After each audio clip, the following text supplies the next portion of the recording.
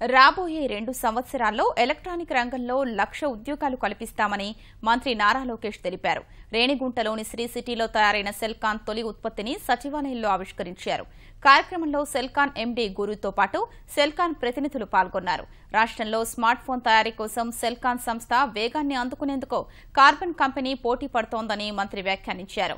అనంతపురంలో Kia Motors automotive cluster రూపొందుతున్నట్లు వివరించారు.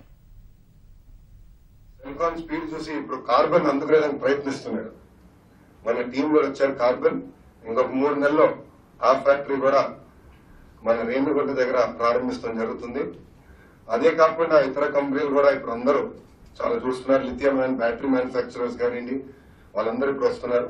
ఒక అసెంబ్లీ కాదండి, ఫస్ట్ దాని నుంచి ప్రయాణించి దాని తర్వాత నెక్స్ట్ మేము చేసేది కాంపోనెంట్ మ్యానుఫ్యాక్చర్, దెన్ దానికి కావాల్సిన రా మెటీరియల్ మ్యానుఫ్యాక్చర్.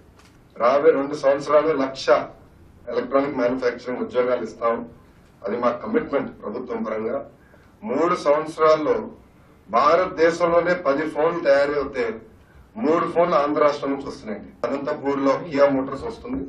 దానికి కావాల్సిన ఆటోమోటివ్ ఎలక్ట్రానిక్స్ మ్యానుఫ్యాక్చరింగ్ క్లస్టర్ కూడా అక్కడ ఏర్పాటు చేయాలని నిర్ణయం తీసుకుంటాం జరిగింది.